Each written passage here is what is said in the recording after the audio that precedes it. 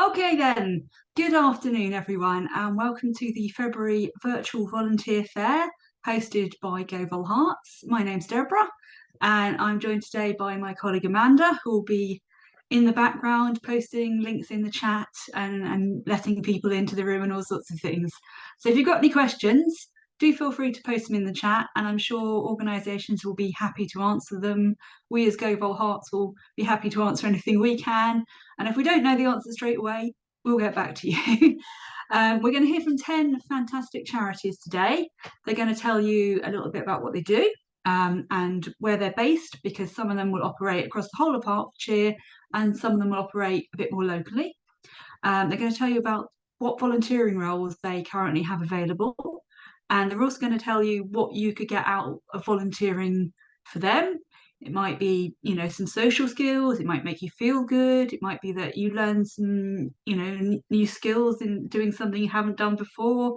For younger people, maybe it's something to put on their CV. And for other people, it's a great way to socialise and make new friends. So it depends on the volunteering role. But we like to think that there's something out there for everybody. And we hope that some of you today are going to find a great volunteering role.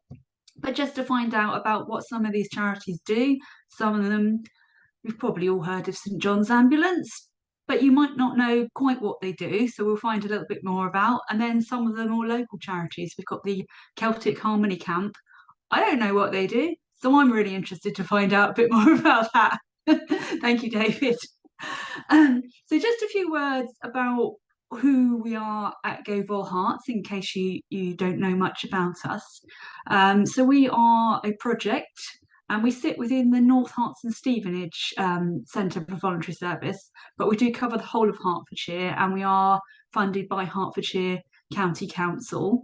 And the idea is that we help organisations across Hertfordshire to promote their volunteering roles. Because some big charities are going to have greater reach, and then our little small grassroots ones, they're the ones who need a bit more help. So hopefully we can use that platform to promote everyone's roles. And for the public, it's great for them to have one place where they can go and look at roles that are available across Hertfordshire. You can search by things if you're interested in something specific, or if you just want to search based on where you live. And we're also part of the Community Help Hertfordshire Partnership. So we work in partnership with the other CVSs across Hertfordshire. And later on, we're going to be hearing from Nicola, who's at Welwyn Hatfield CVS, to tell us about what they do in their area. So that's just a little bit about us and what we do. I'm just going to just quickly share screen, where I try and share the right thing with you. Okay. So hopefully you can see my screen now. So I've just made a little thing to share using an application called Scribe. So this shows you how you might search for an opportunity on the Caudwell Hearts platform. And we can share a link to this afterwards, I hope. So this just highlights the steps, which hopefully makes it easy for you to see. So first of all, go to the Caudwell Hearts website. Then if you click on find a volunteering role, there'll be a little drop down bit there that says browse volunteering opportunities. It says Letchworth Garden City. That's because I was signed in as myself when I made this recording, and Letchworth is where I'm lucky enough to live. But obviously if you're signed in, it will base it on your location. So you won't all be looking at opportunities in Letchworth. So then I clicked in the search field and I thought, if you're looking for something quite specific, you know what you want to do maybe. So I typed in gardening because I know we've got some gardening roles on there. And then this is where you can change the distance, like how far are you willing to travel. The default is set to 25 miles. I think that's sort of crow flies distance, and 25 miles is quite a long way. So I just decided to change that to 15 miles, which is perhaps a bit more realistic. And then what type of opportunity are you interested in? So if you're not quite sure what some of these are, if you click I'm not sure, it will bring up, it'll explain what all of these things mean. So you might go, okay. I mean, if you don't want to put anything, that's fine. It will search everything and then give you the choice to go in and have a bit of a browse. You can also filter by cause there. You can see some of the causes there. So I clicked on nature and sustainability, which I think you'd expect a gardening sort of role to fall under. And you can also here search by activity, the sort of thing you want to do. So you can narrow these things down quite a lot, but you don't have to fill in all these fields. It's fine. But if you really want to focus your search, you've got all these things available to you, and you can use whichever ones you want. And so it came up with an opportunity here for me. Came up with several opportunities. This is just the one I decided to click on here with Hitchin Youth Allotment.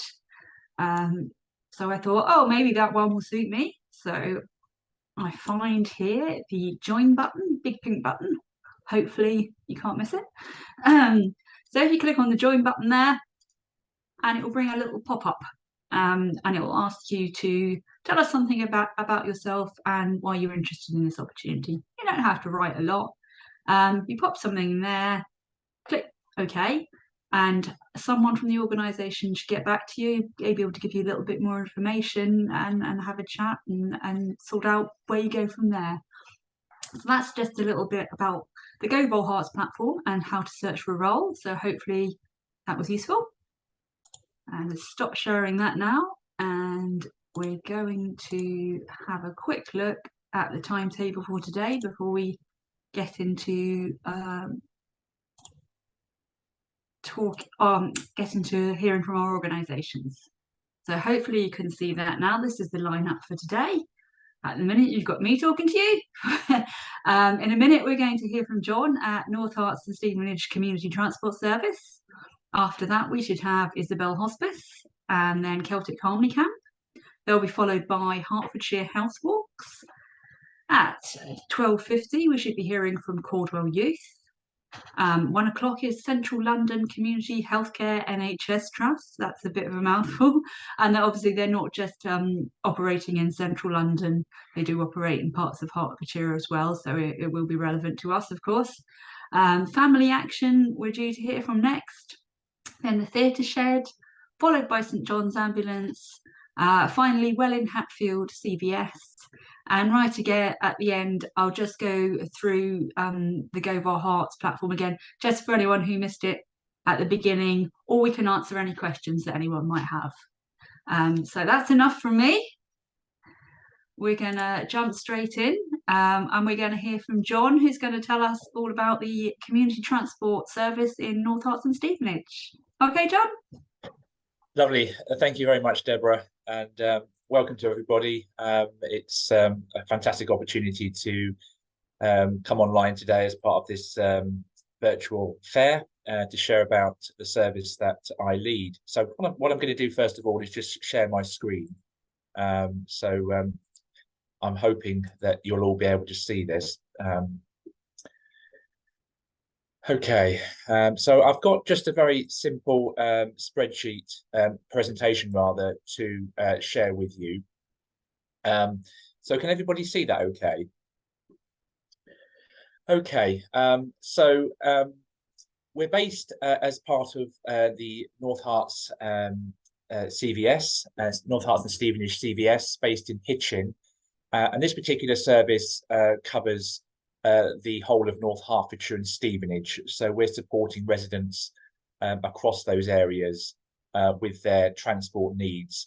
I'm hopeful that most of you have heard of our service, but it's just an opportunity this morning to share a little bit about the service, but also more importantly, the volunteering opportunities that we have as part of the service.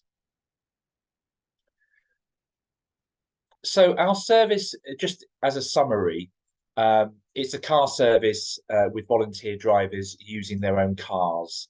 So that's quite important to sort of mention from the start, really, that we have a fantastic team of volunteer drivers who are using their own cars in their free time to help local residents with their transport needs.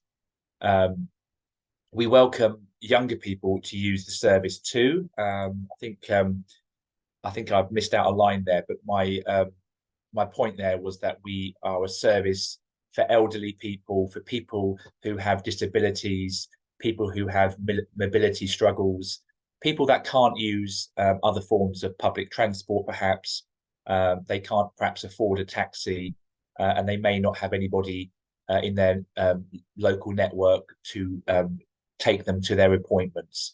But as I've said there in point 2, we do welcome younger people to use the service as well, who, for whatever reason, are not able to get to appointments and use other forms of transport. So we're very, very much focused on supporting younger people as well.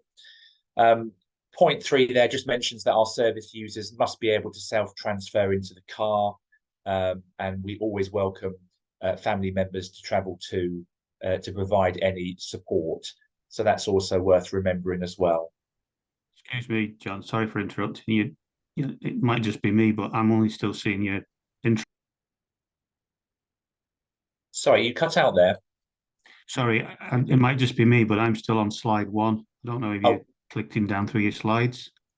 Oh, right, okay. Is it just me? Is anyone else? Is anybody else? No, I'm only seeing the first slide still, John. You might want to put it in presentation mode. Oh, right. Is there a presentation mode? Is there? Yeah, there should be. Yeah, so it's not moving along.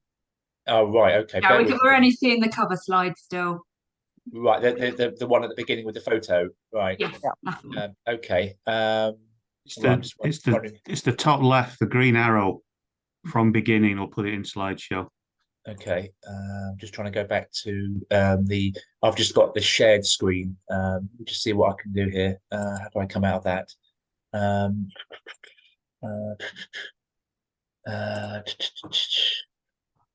I've just got like a black backdrop here. I'm not actually seeing the original. Let me just see if I can stop sharing for a moment. Yeah, sometimes if you stop and restart it, it works. Right. This is technology for you. It's lovely when it works, and sometimes it likes to play about.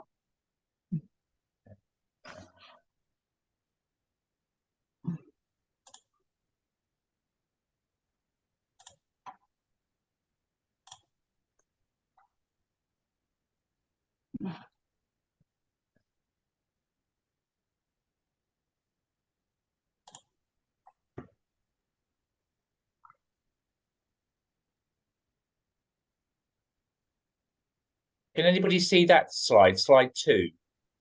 No, we're still showing slide 1. Do you want me to try and share it from my screen? Would you mind? We'll give it a go. Bear with me. Can you stop sharing your screen then? Yeah. How do I do that? How do I stop sharing? Right. If I do it. Oh, there. Yeah, okay. I've done it. I just override everyone else.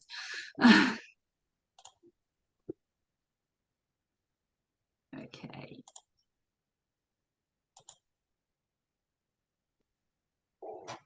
Right, so hopefully.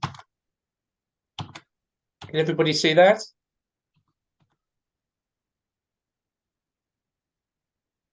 Yeah, can everybody see that? Yes. Yep. Okay, Yeah.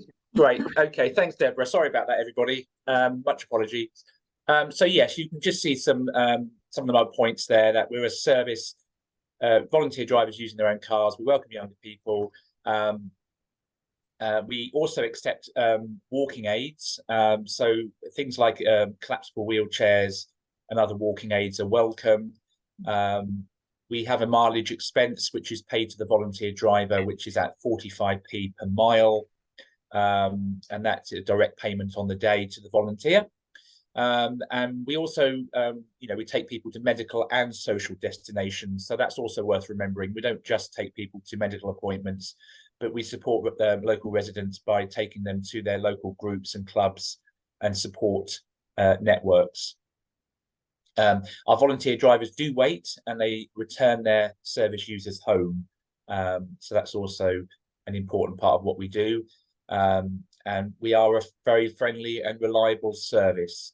So that's just a little summary of us as a service. Thanks, Deborah. So the volunteer driver role, if we can just go by each point, it's a very flexible role. There's no commitment sort of levels required. It's very much as and when you're free to carry out the role. So if there is anybody this morning or this afternoon interested in this role, let me emphasize that it's an extremely flexible role. Thanks, Deborah. You will meet new people.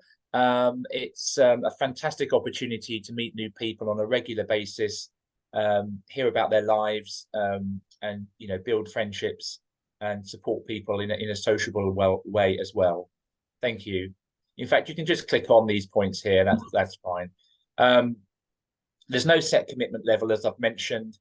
You give the time that you can give. That's really important to mention there for anybody interested.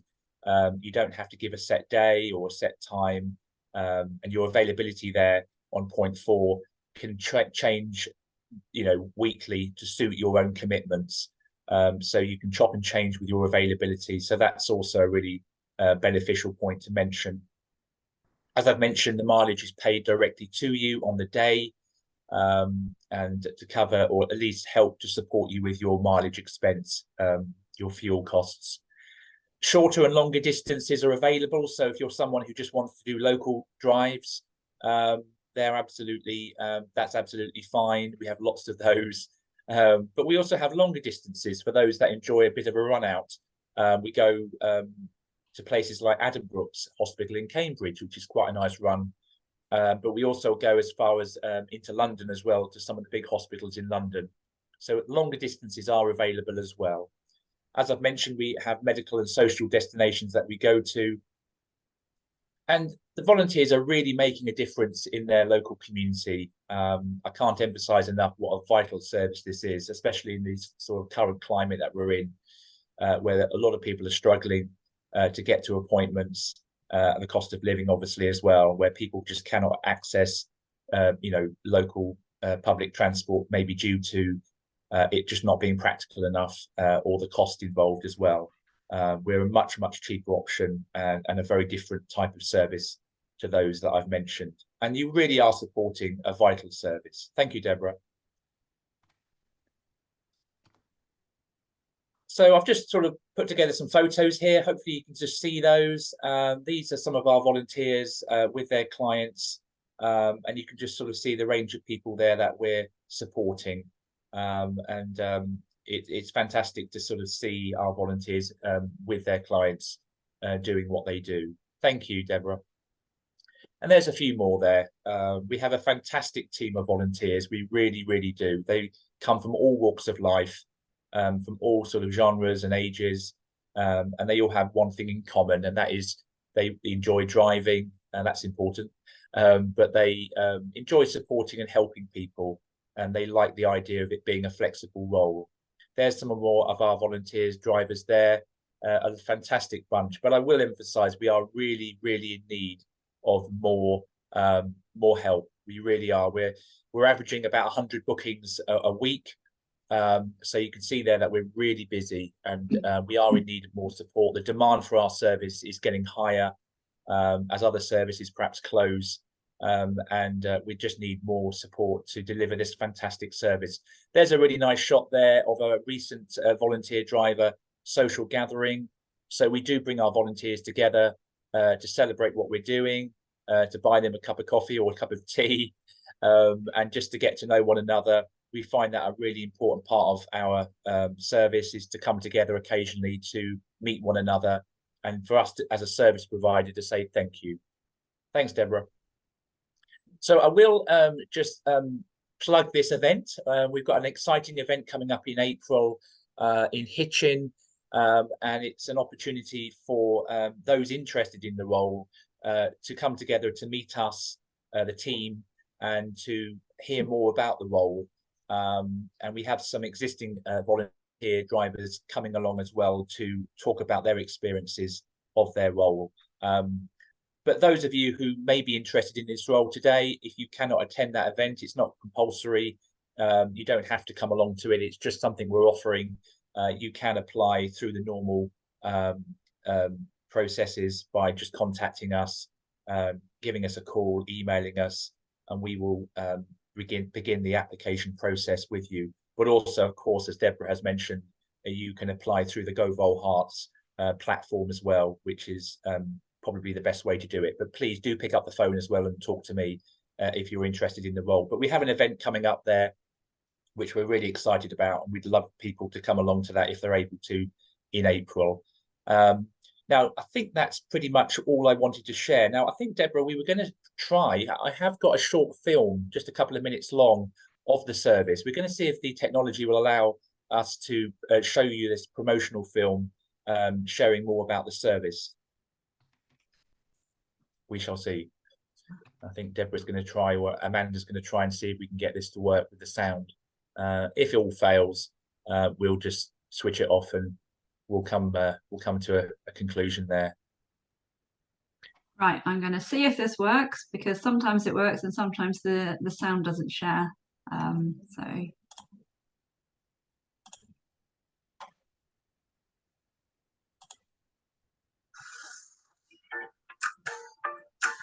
The North Herts and Stevenage Community Transport Service is here to help local residents of North Herts and Stevenage with their transport needs 7 days a week.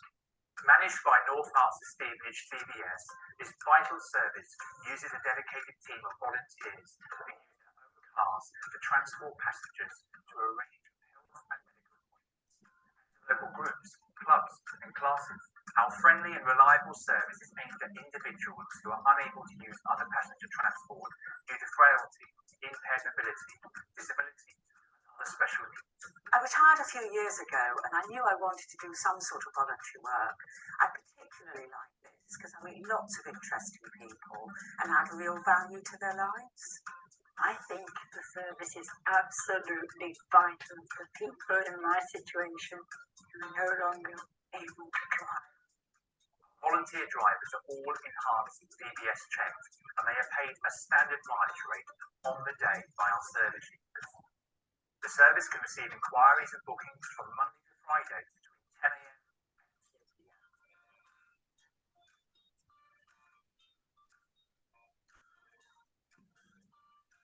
Being a volunteer driver is a very flexible, sociable and hugely rewarding role. We work around your availability. Our volunteers meet people and we provide that important social contact and care that many local residents very much appreciate. The service is so convenient. The driver picks you up at the door, takes you to, say, the hospital, drops you off at the hospital, and when I finish my treatment, I have to give the driver a ring, and he's there to pick me up, and it really is so convenient.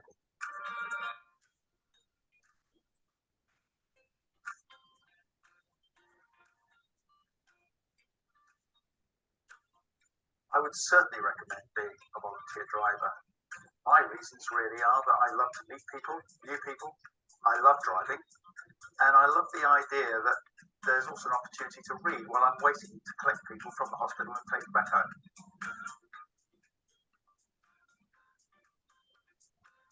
If you enjoy driving and helping people and want to support your local community, being a volunteer driver is a wonderful opportunity for you. We are always in need of more help, and I'd love to hear from you. If we can help you with your transport needs, or if you're interested in joining our team of volunteer drivers, do call us. Alternatively, you can also book and inquire via our website. We're here to help. Thanks, Deborah. Okay, yeah, apologies for the sound issues there. I think we've tried it before and we've had a similar experience where it just doesn't kind of the visual aspect and the sound don't quite work when we're sharing a screen on that one. But hopefully you kind of saw a flavour there of the service in a visual form, and heard some of the quotes and messages there from the drivers and the clients. And it just gives you an idea of kind of what it looks like out and about in the field, as you say. So I think that's all from me, but I'm very happy to take some questions if there is time. or you can put questions into the chat, and I'm very happy to respond to any questions. But do consider the volunteer driver role if those boxes all sort of are ticked for you, and we would love to hear from you. And thanks for listening and for your time this morning. Thank you. Thank you very much, John. Sorry, because I could hear the sound on the video because I was playing it, so I didn't realise that no one else could. But we will pop that link and we'll send it round. We'll send round, as I said earlier, the recording of this video. So if anyone wants to have a watch of that, it does give you a really good flavour of what the service does. Of course, if anyone is not in North Herts and Stevenage, the other CVSs across Hertfordshire do have a similar service as well. So if you want to know if there's a service where you could help out where you live, do pop a message in the chat or drop us an email. That's info@govolhearts.org.uk, and we can point you in the right direction. Of course, you can always search the platform for yourself as well. One thing I did mean to mention earlier is that after this event, in the next week or so, we are going to be sending around a feedback form, and that's for all the organisations here today and all the members of the public attending, just to let you know, so you can let us know what you thought of this event, if you found a volunteering role, if you found it useful, if you think there's anything else that we could do that you would like to see, and we'll take all that feedback into account, because we're always trying to improve our services, because that's why we're here, to help you find volunteering roles and to help organisations find volunteers. So if we can make that work better, then of course that's what we'll do. Okay, now we were due to hear from Caroline at Isabel Hospice next, but she's not joined the event yet. We are chasing up to see if she is available today, because we all know life gets in the way sometimes and things happen. So I'm hoping, if it's okay, we can go to David at Celtic Harmony. I know he's here and raring to go. So tell us about what you do, David, because it looks really, really interesting. It is very interesting. Thank you so much for putting this together, Deborah, and thank you, John, for that before. So we are Celtic Harmony Camp. We are based a mile or two from Brickenden in Hertfordshire. And I will share my PowerPoint with you. So, sorry, I should introduce. I'm David. I'm the volunteer manager for a new project we've got working. I've also got my colleague Megan with me, just out of sight. She's in the roundhouse behind me, just in case there's any questions you guys ask that I can't answer. But what I'll do now is I'll share a PowerPoint that we're going to use to just show a little bit about what we do and the kind of opportunities that we've got available for you guys at the moment. So, could someone just give me a thumbs up and let me know that you can see that, please? Thank you very, very much. So this is a shot of our site, or at least the main part of our site. We've actually developed it a little bit since then. This photo is a year or so old, I think. So we are Celtic Harmony Camp. We have a recreated Iron Age settlement with 7 roundhouses, the largest of which is based on an excavation of a roundhouse that was discovered at Stansted Airport a few years ago. We've been running about 25 years now, and essentially our remit for most of what we do is concerned with providing education on sort of our ancient heritage and the reinvigoration of practical physical skills for young people. So we facilitate loads and loads of school trips. We have 100-150 school kids here most days. But what we're also moving to do this year, as part of a project that I'll kind of talk about in a moment, is we are looking to really expand our volunteer remit and really integrate ourselves into both the kind of local community, but then also the broader Hertfordshire community as well. So what I'll talk about in a moment is various opportunities that we have, because really we have quite a wide range of opportunities with a wide range of commitments. So if any of this appeals to you, and I don't answer your questions over the next few minutes, do just get in touch, and I'll give you details at the end. And we can very much have a conversation and kind of figure out if there's anything that you guys might be interested in offering. So we are a registered charity. If you want to check that we're legit and everything, the numbers at the bottom there. So yeah, we've been, like I say, been running for about 25 years. Our objective essentially is to provide practical experiential learning opportunities of the ancient cultural heritage of Britain and our kind of land, to promote both well-being on an individual and kind of social level, but then also education of sustainable use of agriculture, woodland conservation, and just sort of living generally. We kind of work with the motto, I hear and forget and I forget, I see and I remember, but I do and I understand, because we very much understand that the practical touching and feeling is a really important part of what we do. So we try and give the kids and our volunteers like a really, really hands-on and integrated experience. The reason I am talking to you today is because we are now working on what we call Lavina's Legacy. The picture you can see, this is Joyce. She was one of our most long-standing volunteers. She was here for a very, very long time. She sadly passed away last year, and her Celtic name, because all our education members also adopt Celtic names as well, was Lavina. So we applied for a Heritage Lottery grant, and we were granted it, and our goal essentially is to create a legacy of volunteering work that can kind of develop our community, develop our site, and also people can take those skills and go on into their own lives, their own careers, their own futures with that kind of knowledge and practical experience as well. So it's very much an integrated project which aims to bring people into kind of the whole culture of the camp.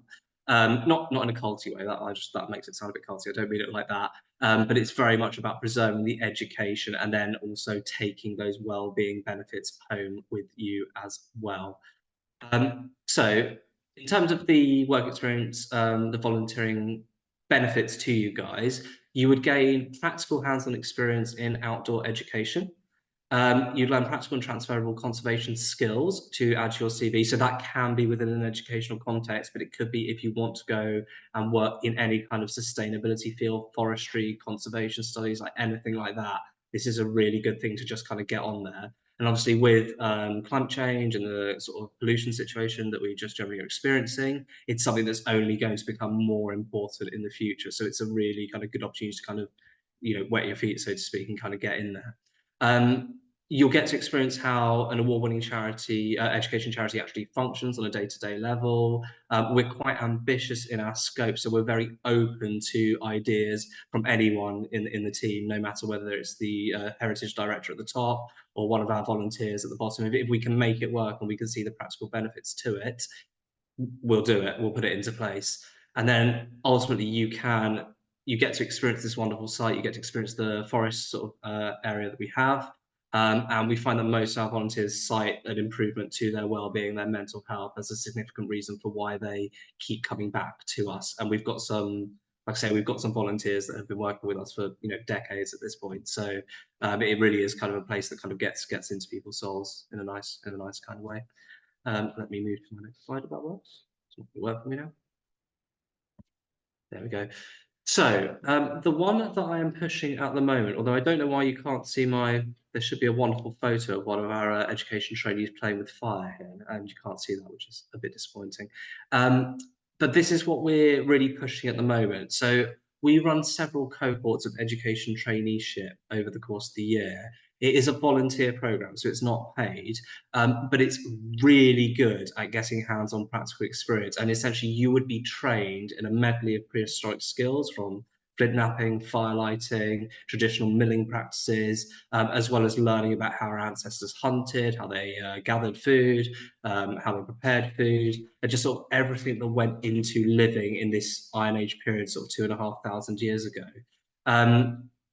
What I will do is I'll share links on the final screen, and I'd encourage, if any of these opportunities appeal to you, to just look on our website, read the information there, and then get in touch either through the inquiry form, or you're very, very welcome to contact me directly via my email address, which I'll give at the end as well. I'm really disappointed that photo's not there, because it's one of my favourite photos from the site, but not to worry, not to worry. So education traineeship, we still have potentially up to 3 spaces available for our March cohort that's going to be starting very soon. We were full, but unfortunately we've had a couple of applicants drop out due to ill health. So we're kind of now in a position where these vacancies are available and they're ready to be filled soon. So if you're looking to get involved in something outdoorsy very, very soon, this would be something I'd strongly recommend just coming and asking us about. And I can let you know kind of what the obligations are. So I will show you that, because I think I can put it on the next slide. Oh, look, there's my picture. So this is Mason, who's working with some of our young people there as well, you can see. So If you do have an interest in being a prehistory educator, I can't talk, then please do get in touch. Like I say, friction firelighting, flint knapping, as well as just learning an enormous amount of history about this time period. You can take a photo of my screen now and snap that QR code if you want to, and that will take you directly to the page about this aspect of it. And like I said, we have beginning essentially imminently spaces for a few more volunteers to get involved. This is generally, we can be relatively flexible with this. We usually ask people to commit to kind of 1 or 2 days a week, but we're absolutely willing to have a conversation if that doesn't work for you. Essentially, it's a 6-month program if you're working at that rate, but for some of our volunteers, we'll get through it quicker, and some will get through it a little bit slower than that. And we work through a booklet of skills with you to get you trained up on the full range of things that we offer at the site here. After that, it's not a guarantee in any sense, but we tend to recruit our actual education providers from our education trainees. So it's a review did kind of look, and we have the availability, it might be something you could get directly involved within the paid position afterwards, but obviously I have to stress that's not something we can guarantee. So that's kind of the main opportunity we're looking to fill at the moment. We also have our family Saturdays, which are filling up nicely. So our next one is on the Saturday, the 16th of March. It's the 3rd Saturday of every month. These are free to book. And again, it's just an opportunity for people to come down with their families and learn kind of woodland conservation skills in a volunteering setting, in kind of, just for a few hours. We generally do kind of a fairly intensive task, not too intense for the kids, obviously, for an hour or so, and then we fill it in with a few other smaller tasks, and then we all retire to the cafe and we have a nice cup of coffee and we have some biscuits and have a nice chat. So it's a really nice social occasion for some of our volunteers as well. And quite often our volunteers might get involved with this and then decide to potentially commit to our other events and things as well. So again, you're welcome to contact me directly or just look on our website if that is of interest to you, or you can snap that QR code there as well. One of our most successful projects at the moment as well is our woodland workshops, which we're running in partnership with a group called Groundwork East, particularly because there's quite a few different kind of groups out there running under Groundwork's header. For this is a 4-week course. At the moment, it's running on Thursdays, 11 till 2 p.m. This is a really good option if you live in Hertfordshire but you don't have your own transport, because they will actually come and collect you in their minibus and they will bring you to our site and they will deliver you back home as well. You don't really need to bring any equipment. I mean, you don't really need to bring any equipment for any of our things, but we're fully equipped to do whatever tasks with kind of their supplies as well as ours here. And again, if you want to kind of do a little taster, this is a really good one to get involved with as well. We've got 1 more week of our current cohort, and then our next cohort will begin a week on Thursday, the 7th of March, I want to say. Let me look at my calendar. Yeah, the 7th of March. So we do have a couple of slots available for that. So if that was of interest to you, then you can get in touch with Groundworks. Again, go to our website and that will link you through to Groundworks and you can kind of take it from there. And again, it's a really nice way to taste it, see what we do here, meet some other people. Our groups tend to be 6 to 8 people with Groundworks. And we'll get you working hard. It's very satisfying. Our last group actually have been really committed. They have worked through some really rainy sessions, and I've just checked the forecast for tomorrow, and it's raining again, so I feel a bit bad for them. But I think they've all had quite a good time regardless, anyway, which has been really nice to hear. So I'll just jump to our conservation volunteers. So this is, again, one of our more open sort of possibilities for volunteering. So if you're really interested in learning about just woodland and sort of sustainable rural conservation, this is absolutely the one for you. We can be very flexible with this. Mondays and Thursdays are generally the days that our volunteers for these come in. But we are absolutely able to work around your sort of previous commitments. We know that people have school runs to do. We know that people have, jobs and lives to lead. But if this was something you were interested, let us know and we could, talk to you about what would work for you. So you could be learning traditional skills in this, such like bottle fencing, learning a bit of herbology, helping build dead hedges, doing a bit of planting, this kind of thing. Like I said, we have flexible hours for this, and you would be integrated within our volunteer community. You would get support from the team on, and like we're not going to throw you in and sort of say, oh, you know, go do that, go do this without any training or anything like that. We will very much look after you. So you don't really need to have any experience. Just a bit of enthusiasm and some warm clothes. We've got waterproofs, but you know, I'm wearing about 3 layers today, so it's good to stay toasty. And then the other thing just to say about this is that you don't need to commit to coming every week. So you know, if you know, like I say, we can be flexible. Obviously, recognise that life happens. You're welcome to come and do a taster, and then you know, come back later if it suits you. And the other thing that I was going to mention that I've now just forgotten was, yes, you do need to bring boots for this one as well. We're also open to suggestions because we are trying to broaden the appeal and the scope of the camp. So we've got a few ideas on the back burner. So if there are things on the website, but you have an area of knowledge or something that you think, oh, this looks like the kind of place I could do that, let us know. Because like, for example, we're thinking about beekeeping, you know, having some beehives on site. So we find a volunteer beekeeper, that would be amazing. We've got water courses that we have to manage, which are a bit more complex. So if anyone has any expertise in water course management, that's always appreciated. But yeah, anything you can offer it's fantastic, basically. And if you want to come down and visit the site without any commitment, just to see what it's like, let me know and we can arrange that as well. I've just got a couple more slides and then we'll let somebody else take over. Sorry, I should make these pictures go up before. Oh no, that is my last slide. Okay, so if you would like to get involved, then I would suggest take a snap of this QR code on the screen, and you're also welcome to jot down, that's our generic office phone number, but you can speak to anyone on the team, and if I'm available, I will come and chat to you. Or you're welcome to email me directly. It's just david@celticharmony.org. And I think that is pretty much it. So I'm able to stick around for maybe another 15-20 minutes and take any questions in the chat if that's helpful. But I recognise that obviously we are running slightly late already and I don't want to delay every other group. So I really appreciate you coming and listening to us today. And like I say, like any questions, any ideas, anything you'd like to know about the organisation, please just get in touch and I will do my best to come back to you as quickly as I can and accurately as well. So Great. thank you. Thank you very much, David. That was really interesting.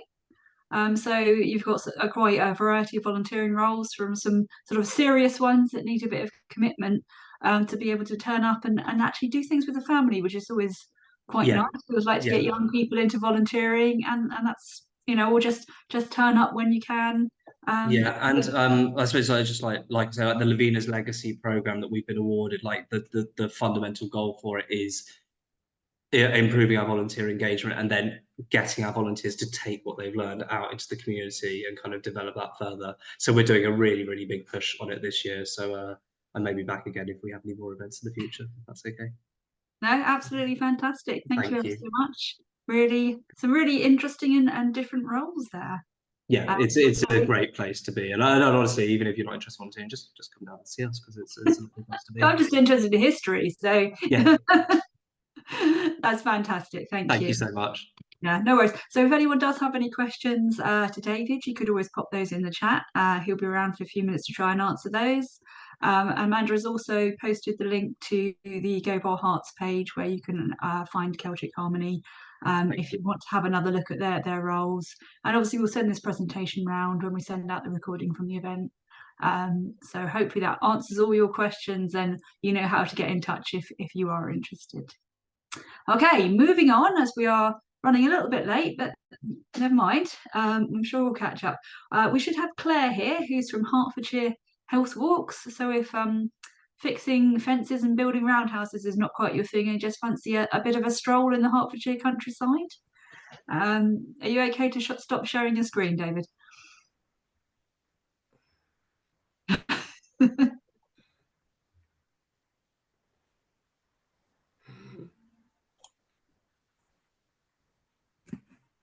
There we go. We're back. So Claire, tell us about what you're doing, where you're doing it, and what volunteers you're looking for. Absolutely. Did you get a copy of my slides? Are you able to share them, or I might be able to share them otherwise? Yeah, I've got them if you want me to share them for you. Yeah, if you can go ahead and share it, that would be great. Just probably be easier.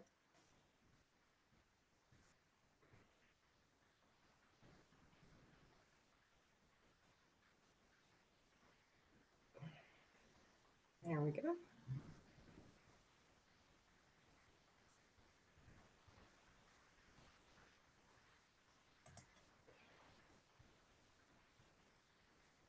Okay.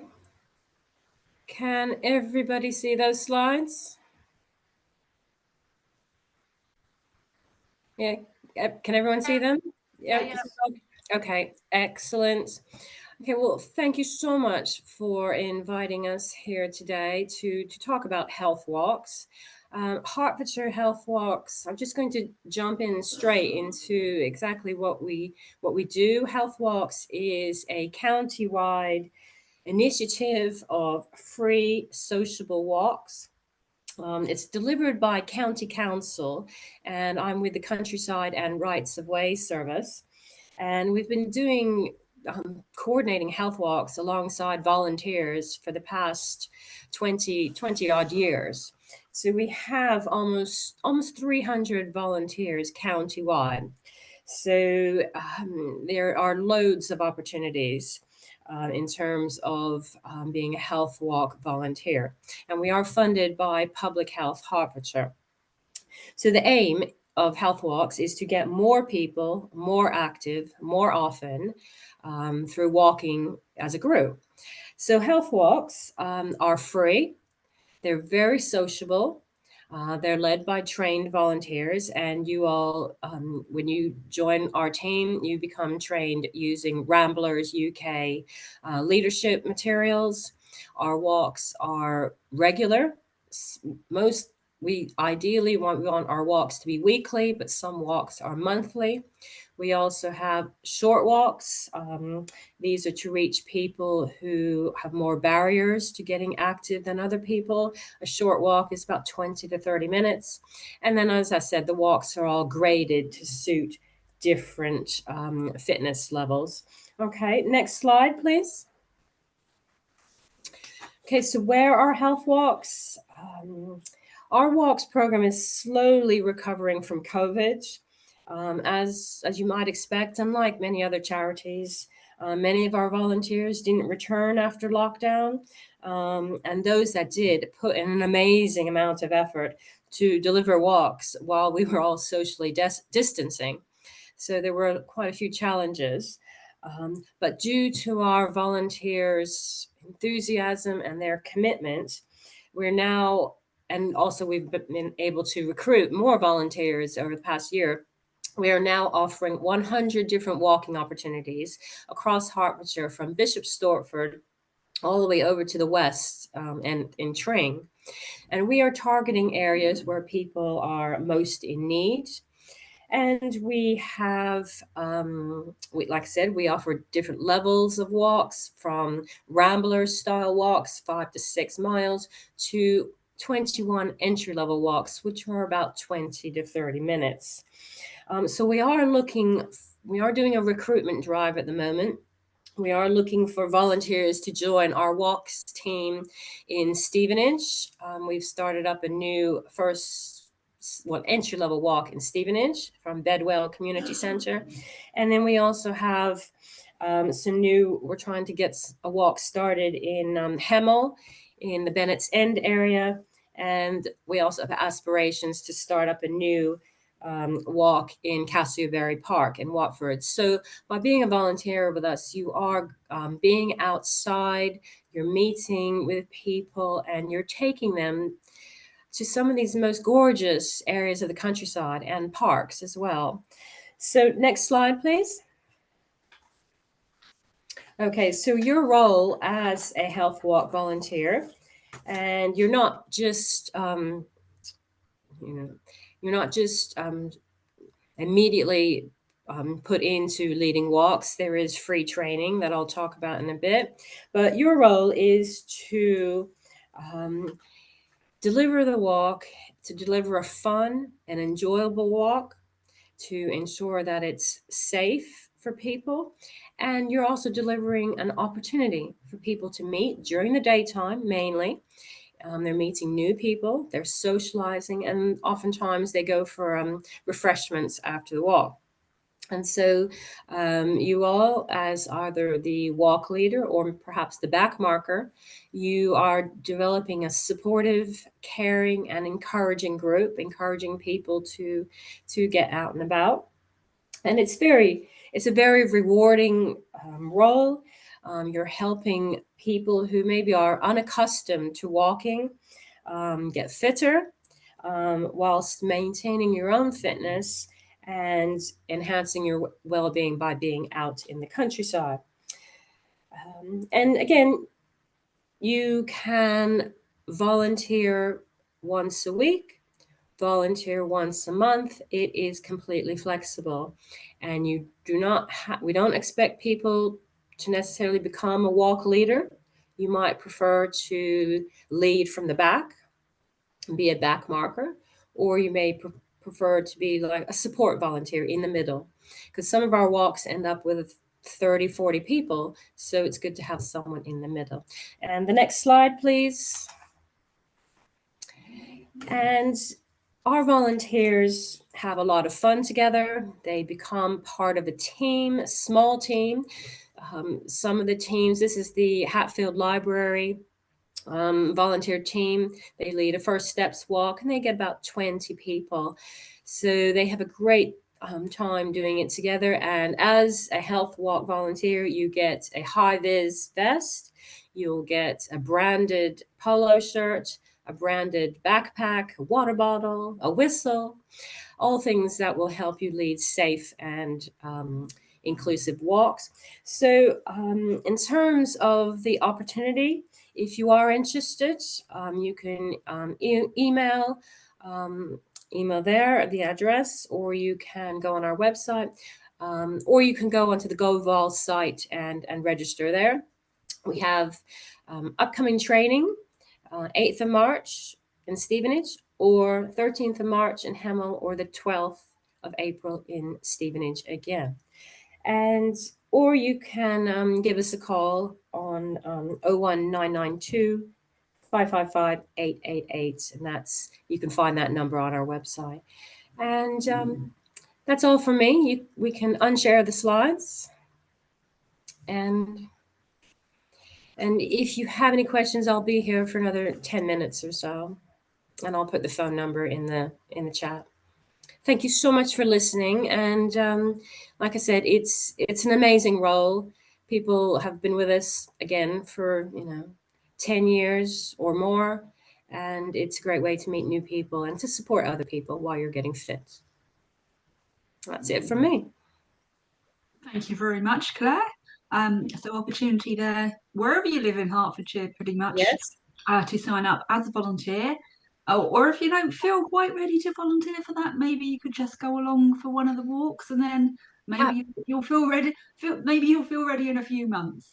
But if you want to get your fitness up, or just to make some friends and have a bit of a nice afternoon or morning out, perhaps with a cup of tea or coffee at the end of it, that sounds like a really great opportunity, just for everyone, really. Yes, so either as a participant or working yourself up to be a volunteer. Absolutely. We are very fortunate. A lot of our volunteers do come from they're regular walkers.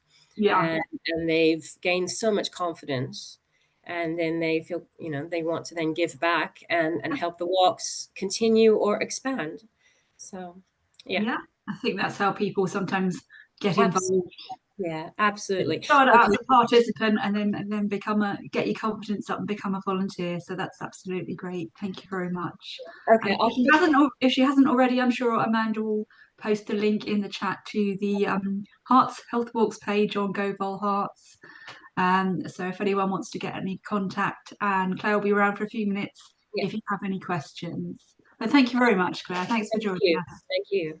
Okay, who is next up? I believe we have Caroline from Caudwell Youth. Hello there, Caroline. So hopefully you're going to tell us where in Hertfordshire you operate, a bit about what you do and about your volunteering roles at the minute. Hi there. Do you want to unmute, Caroline? We've all been there. Mute, honestly, ridiculous. Hello, and thank you for inviting me to talk to you all about Caudwell Youth. I've got some slides, if it's okay, if I can share my screen. Let me see if I can do that. Okay. I've just made you a co-host of the Oh, meeting. thank you very much. Let's share screen. Okay, let's see if I can do this. Got to press the right button now. Slideshow. There we go. Right. Hopefully that will work. No, we don't want that bit. Oh, well, let's see what we can. Honestly, I'm not doing very well here. No. Okay, so I am talking to you about Caudwell Youth. So who are we? Caudwell Youth is a volunteer mentor-based charity. So we were set up just over a year ago, and we focus on supporting at-risk 11 to 24-year-olds over a period of 2 years. So as you can see, we were only founded in 2022 by 4 co-leaders who worked for a previous mentoring charity and the philanthropist John Caudwell that some of you may have heard of. So our vision is that every young person at risk in the areas that we cover can access individualized support and opportunities that will help them to improve their futures. So we basically aim to fill the gap that statutory services aren't able to fill. So social services and those kind of services aren't always able to offer all the support that young people need, and that's where our mentors come in. So currently we work in Buckinghamshire, Hertfordshire, Luton, Milton Keynes, and we've just launched in Slough. So as I said, we do one-to-one person-centered mentoring. So that means that each young person is matched with a trained volunteer mentor. So basically, I'll talk about the mentor process, but each person who comes on board as a mentor will be given one young person to work with, and that young person will be specially matched to you based on what they need, what their interests are, what your interests are, and maybe what your experience is. And you being able to mentor them will help them transition from, as it says, isolation, exclusion, trauma, low self-esteem, many difficulties that these young people may have had. Some of them may be school refusers and not in school settings. Some of them may have experienced trauma. It can be mental health issues, so many different things that you would be working with your young person to resolve. So the mentoring that you do will help them build resilience and improve their self-esteem, and it will help them to move forward with the problems that they're facing. So the support that you would be asked to offer would be 2 years, and I will talk about how it works. So the needs of the young people that we're supporting predominantly are mental health needs. There are also young people who are at risk of being exploited, at risk or involved in offending behaviour or care experienced. And many of our young people experience more than one of these needs.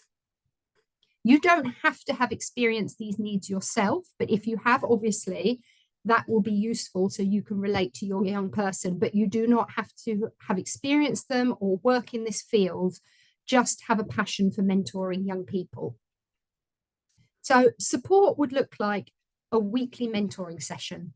So a session is possibly an hour, could be up to 2 hours once a week. It does not have to be every week. It does not have to be at the same time every week. You can see your young person one week and say you're busy or your young person is busy the next week. You could just chat via WhatsApp. Caroline, sorry to interrupt you. Is it possible to move on to your next slide so everyone can see your presentation in full? Sorry to interrupt. That's just okay. We're still on the first screen. It'd be great to see your graphics. You're on the first screen. That's yeah. I don't know what's going on. Let's have a look. Let me stop sharing for a sec. Okay, thank you. Sorry. No problem. I'm so sorry to interrupt you. No, I'm glad you have from beginning. Here we go. Maybe this will work. Slideshow. Resume slideshow. Oh my goodness me. From current slide. It doesn't want to work. I don't know why I'm having problems. Let's have a look. Right, I'm just going to reopen it. We did have this same problem for some reason earlier, so Oh, good. It's not just obviously me. something in the air today, I think. I'm glad. I thought it was just me. I don't know why it's not doing hide presenter view. Right, maybe this will work if we're lucky. It seems to be working, but now I can't share with you. Okay, Zoom, share screen. Share.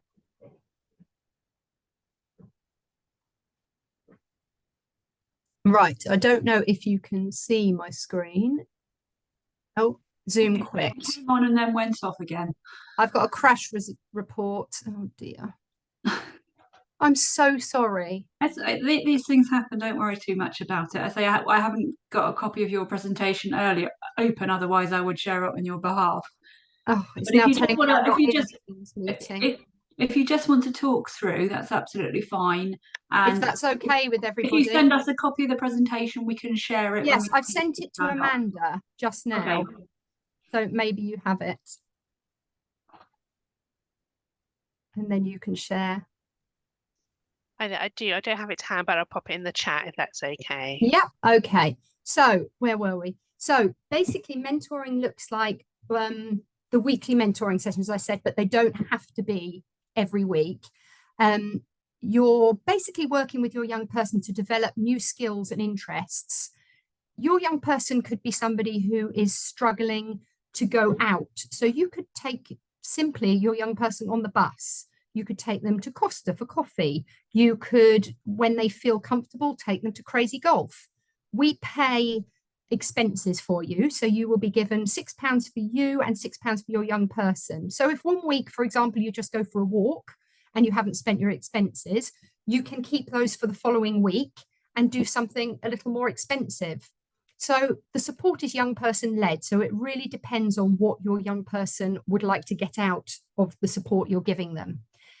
We ask you to be consistent. So if you have signed up to be a mentor, we ask that you, as much as possible, stick with your mentoring. We obviously understand that life events happen and you may not be able to do that.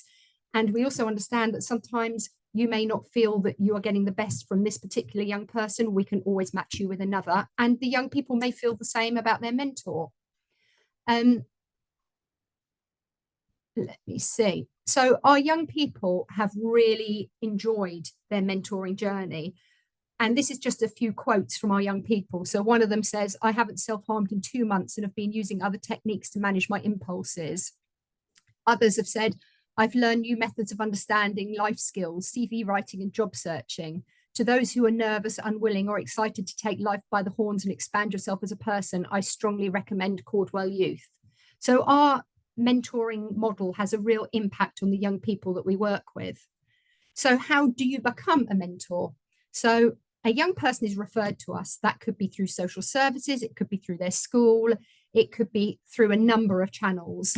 Then the referral is made through our website.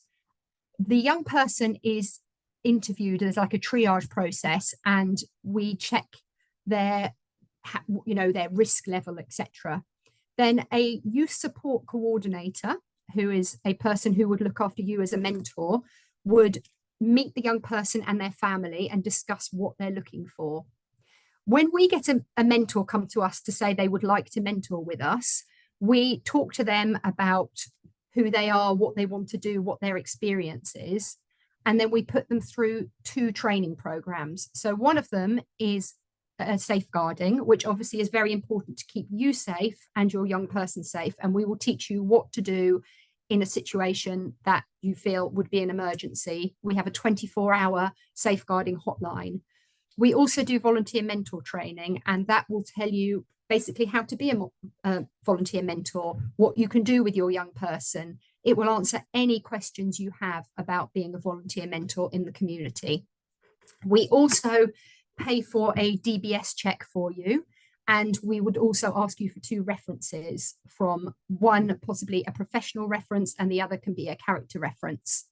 When you've completed all your training and we have the DBS certificate back and we've checked your references, you would then be matched with a young person.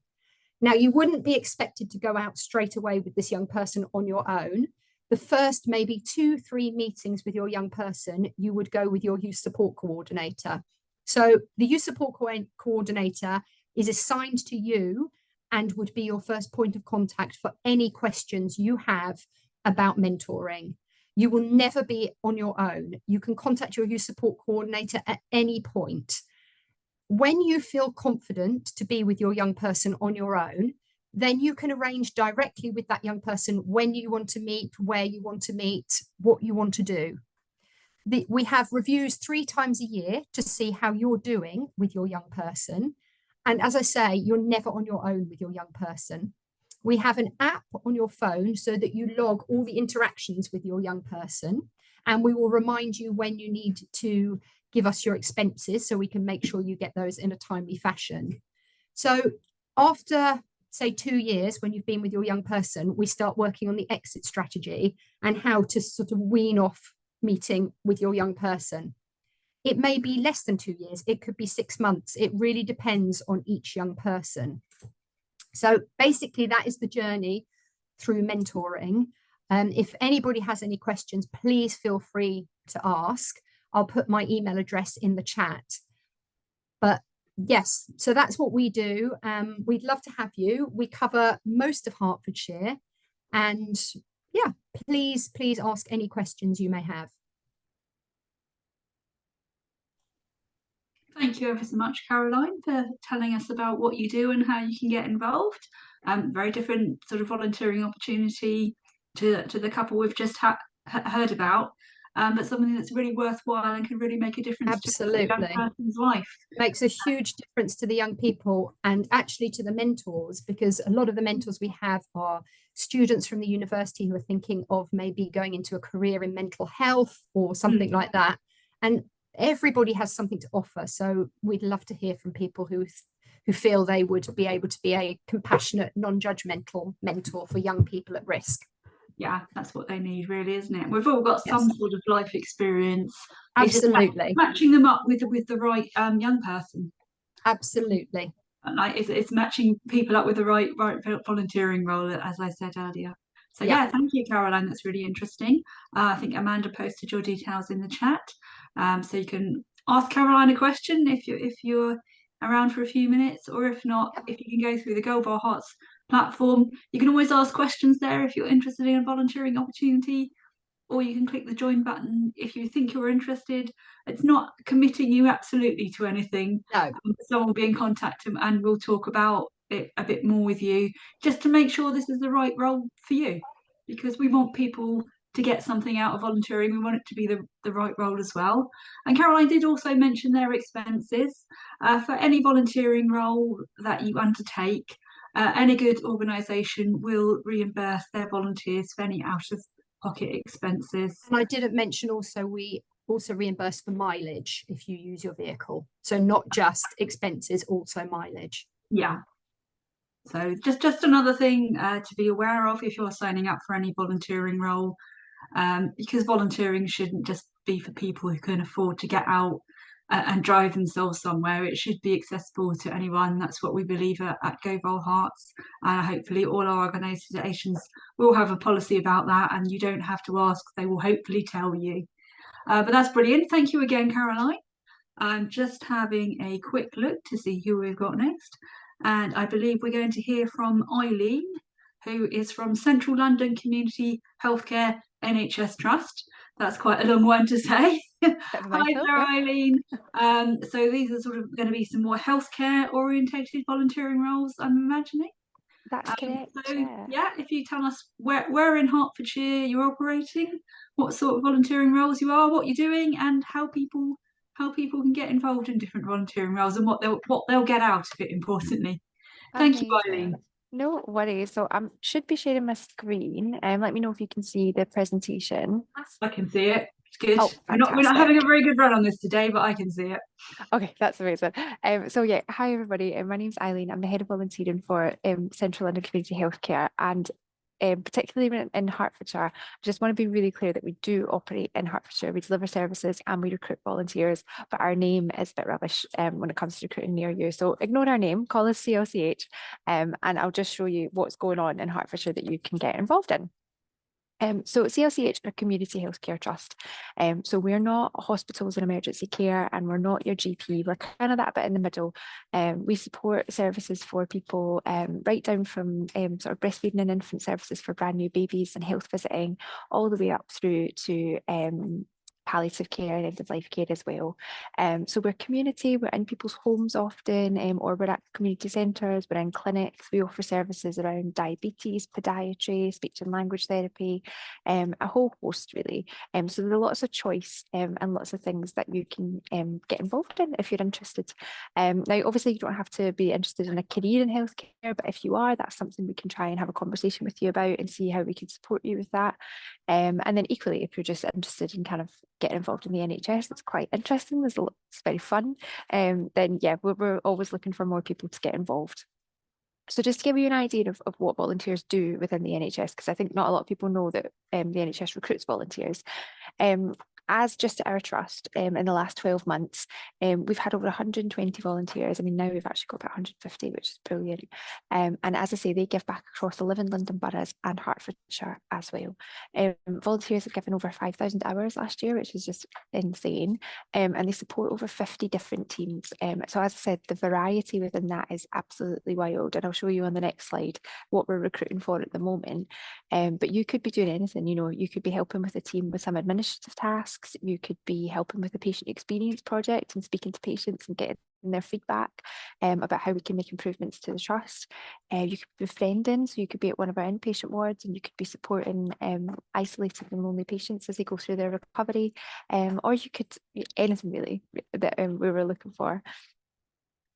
So just to give you an idea then, so you've asked kind of where do we have opportunities, and you can see from our tiny little map there that we've got some in Hemel Hempstead, and then down towards Watford as well was kind of where the majority of the roles are that we are looking for. But I've listed out what we're on the hunt for at the moment.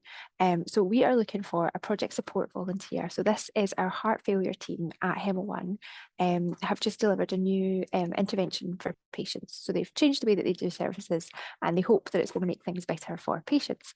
But what they want to do is talk to patients about it and find out what they think. So they've got a survey and they're asking patients as they come through, but they're looking for a volunteer to come and help really proactively do that and help them gather even more information and even more patient feedback so that they can kind of find out what do people think about this intervention, is it working, and what impact is it having on our patients. Often when volunteers ask those questions, you get a very different answer than from when a member of staff asks the question. So it really helps us to get really honest and rich feedback from patients, which is brilliant. And in that role, you'd also be at the clinic as well. So you'd be in person and you'd be helping with the clinic. So it's really quite a varied role. We're looking for ward befrienders. So we've got 4 inpatient units, 2 at Langley House, 1 at Hemel Hempstead Hospital and 1 at Potters Bar Hospital. And all of these units are what we call rehabilitation units. So they are patients who just need a wee bit of extra rehab before they head back to live independently at home. So on the wards, they have physiotherapists, occupational therapists, speech and language therapists, dietitians, everybody working together to think, what does this patient need to help them get ready and get home again? But while the patients are with us, they can get a bit bored. I don't know if any of you have ever been in hospital, but it's not very exciting. And so what we need is volunteers to come along and just put a smile on people's face and be that kind of light in the day, not talk to them about their healthcare, talk to them about what they want to talk about. We've got games, we've got activities, and basically we would like people to come along and keep our patients happy, because if they're happy and their well-being is improved, they're much more likely to engage in their rehabilitation therapy and then be able to head home independently. So you'd be making a massive difference for people, even just by sort of changing their mood for the day. A really impactful role. The other role that we've got, this is quite an interesting one. So we're recruiting for a social media volunteer at the moment. It's not on Caudwell Hearts just yet because I just need a wee bit of paperwork signed off, but I thought I'd give you a sneak peek that we will be looking for this role soon. And this is for our sexual health services. So we've got sexual health services in Watfield, Stevenage and Hatfield. And what we really want to do is build up our online presence so that people know what services are available to them. They know how to access the sexual health services. We've got walk-in clinics, people can just come along. And we also want to be able to do some public health messaging as well. So sharing topics, areas of discussion for people so that we can get people thinking about their sexual health in Hertfordshire and really engaging with that service. So if you're a volunteer or you want to become a volunteer, maybe you are pretty handy on social media, maybe you're doing media studies, maybe this is really your bread and butter and you think you can make a big difference in this, get in touch because we really need some help when it comes to this. We're kind of, yeah, we need that expertise. And then lastly, we are also looking for volunteer gardeners. We've got a really lovely outdoor space in Watford at our inpatient units. But we just need somebody to come and give it a bit of TLC and make it a really nice place for patients. Again, as part of their rehabilitation, we want to encourage them to kind of come outside and have their lunch, or, you know, when their families come to visit, to use the outdoor space as well. So a volunteer gardener would really help to make that space beautiful and gorgeous and more inviting for our patients to come along and use as well. So in terms of how to get involved, it's pretty straightforward. We've got an application form. You can either find our opportunities on Caudwell Hearts or you can go straight to us. You complete the application form. If the role needs a DBS check, then I'll take you through that. We'll give you some training so that you feel nice and ready and you know what you're kind of going to be getting into. And then before you actually start your volunteer role, we set you up with a 1 hour induction where you come and you meet the team and you have a cup of tea and we have a good old chat about what your expectations are, what the team's expectations are, and make sure you feel nice and confident, and then you come start volunteering with us regularly. So my contact details are on there, so please do reach out if you think there's something that you would want to get involved in. And yeah, thank you very much for having me. Has anyone got any questions? Thank you very much, Eileen. If anyone's got any questions, feel free to pop them in the chat. If not, we've given you the contact details. I think Amanda has posted the links in the chat as well. So a nice variety of different roles there. Do some gardening, get to talk to some people, cheer them up when they're in hospital. So it's great if you want to be a bit social. But if we had any perhaps younger people who were perhaps thinking of starting a career in healthcare, something that would give them a taste of what it's like working in that sector as well. Exactly, yeah. Yeah, so all sorts of roles on offer there. Thank you ever so much for joining us today, Eileen, and telling us about what you do and the roles you have available. Okay, thank you. Okay, excuse me. I think now up we have Amber from Family Action to tell us about where they're operating, what they're doing, and what they're looking for volunteers for. Hi there, Amber. Hiya, thank you. I'm going to share my screen, but if any issues happen, just let me know.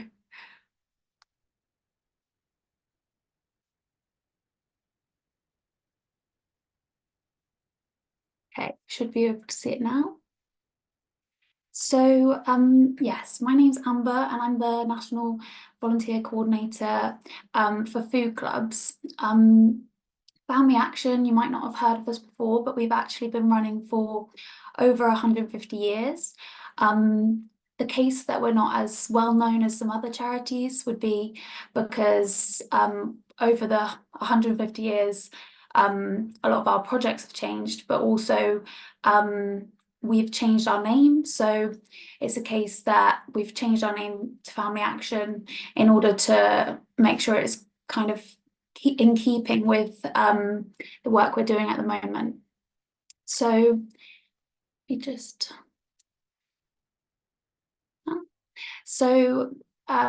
these are some Family Action's values. So Family Action as a whole, basically what we look at is we have lots of different sections that we work in, but our main goal is to kind of support people through change, challenge and crisis, and support the whole family. And it's a case that we kind of stick to these values throughout all the different pods of support work that we do with families across nationally. But today I'm going to be talking to you about food clubs. So food clubs basically stand for Food on Our Doorstep. And basically nationally we've got food clubs across the UK, and it's a case that we go into a community and we're working out of all sorts of venues, kind of whatever venue is suitable that has places for us to lay out the food and store the food safely in fridges.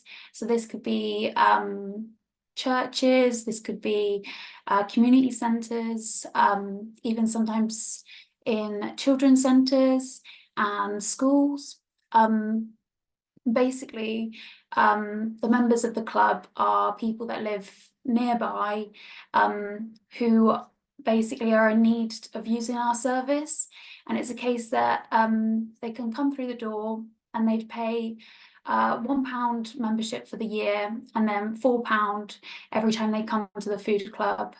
And it's a case that we use surplus food in order to kind of distribute it to each family that come to us, and we have it more as a food club to really engage people and get coming along. And it's a case that we don't like turning anyone away, and it's a case that our members come from all different walks of life, but they're definitely coming towards us to basically save money, and also feeding a family, as you can imagine, with the cost of living crisis at the moment, only gets more expensive. So basically, we're looking to run a food club out of Chestnut, and we've got a volunteer opportunity available at the moment.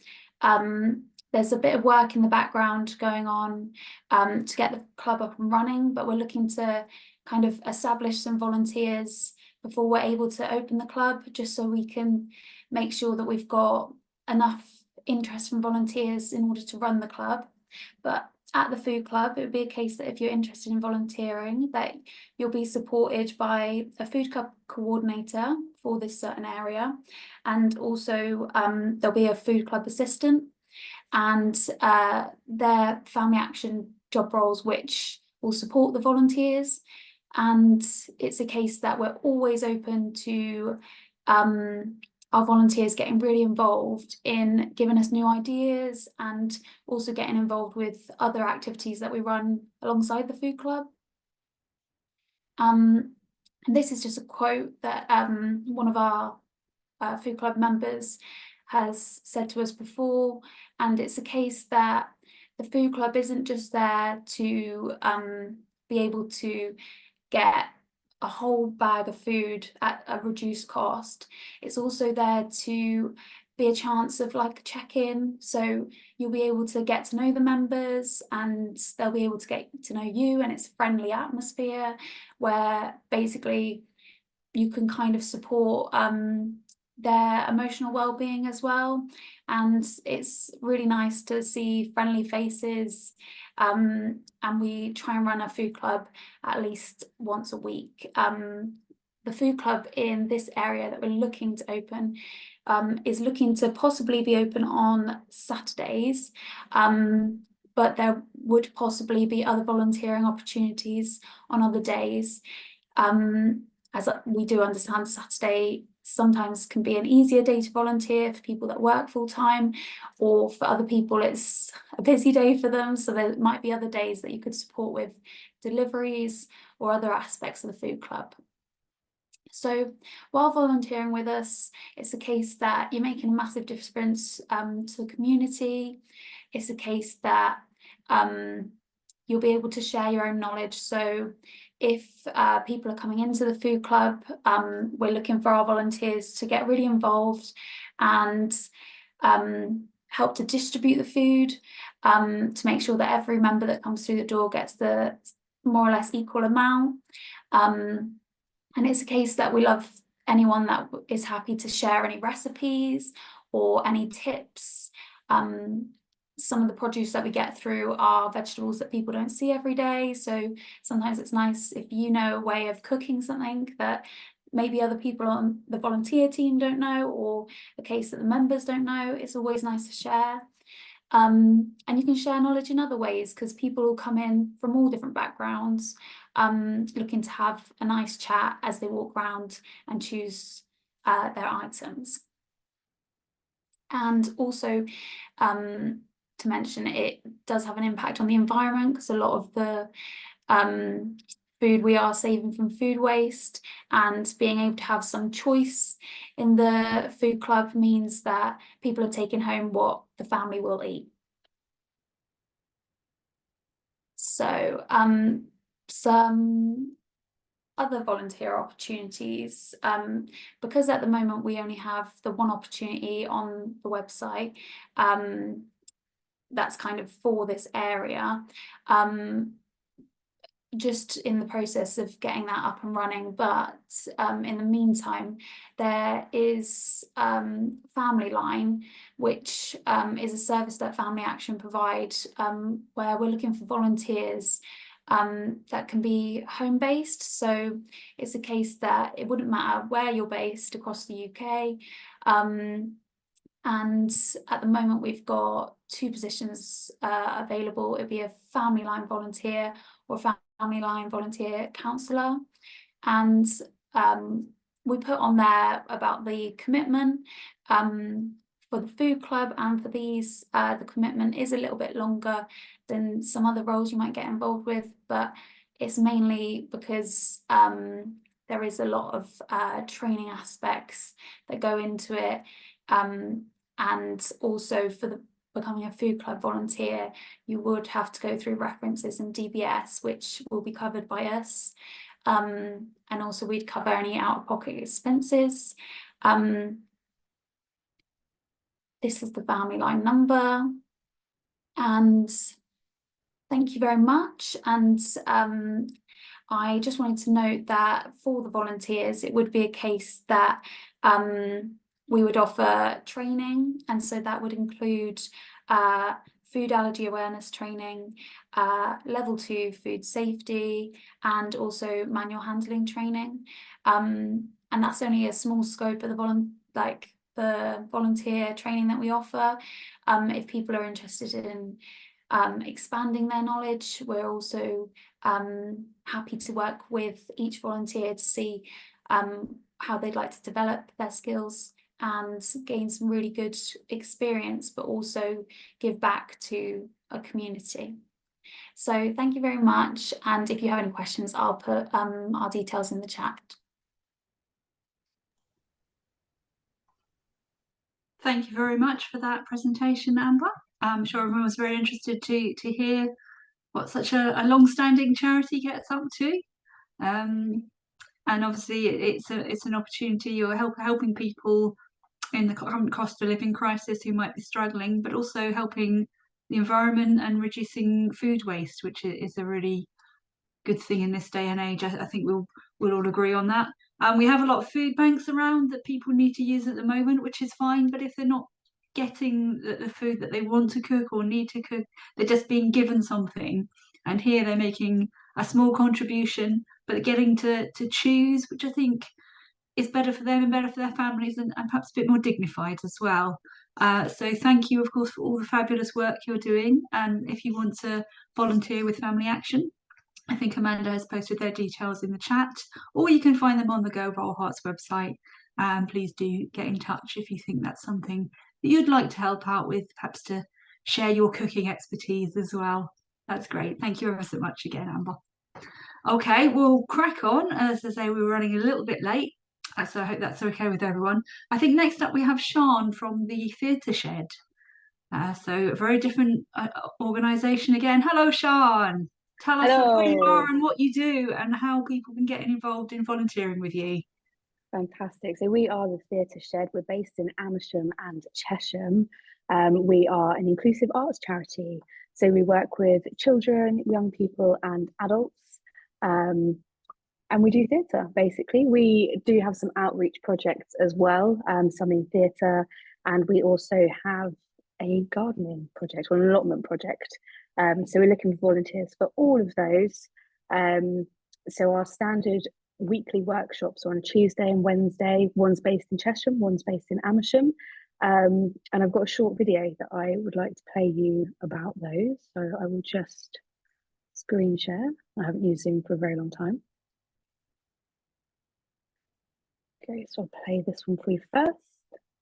Hello, my name is Alice and I am the Artistic Director of the Theatre Shed.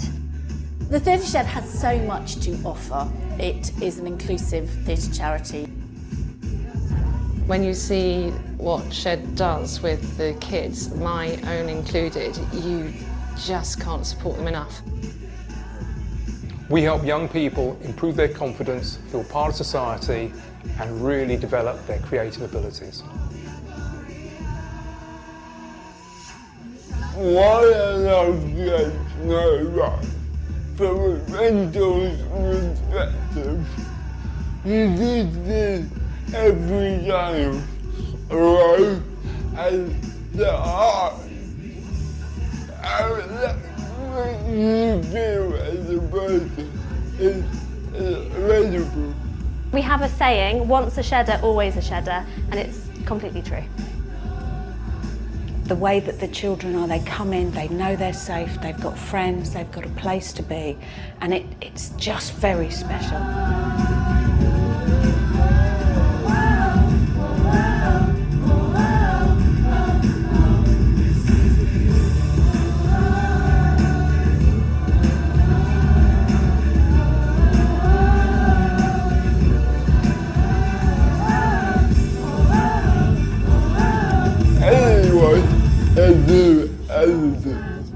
There's nothing more heartwarming than seeing a shed show. Access to the arts really does need to be for everyone. There's so much benefit to being able to be creative, and for a space to be held for you that allows you to explore that.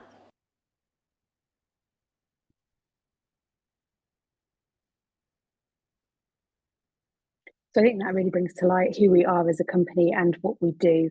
What you've seen in that video is what happens in our weekly workshops on a Tuesday and Wednesday evening.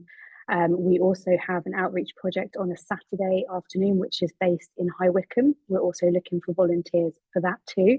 And I have one final video to show you, which is our allotment project.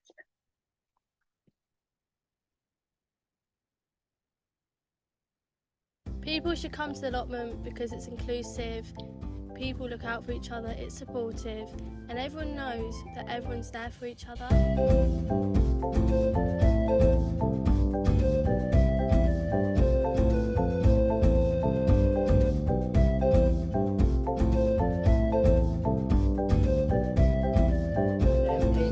Bensie, I do for the shed. Go to the box set. Happy, enjoy learning new skills.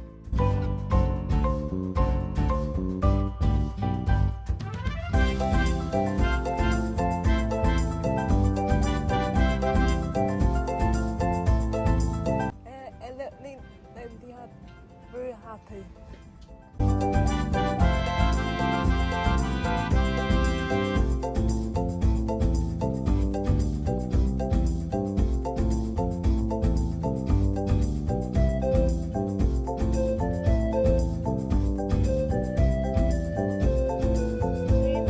Makes me feel happy and excited.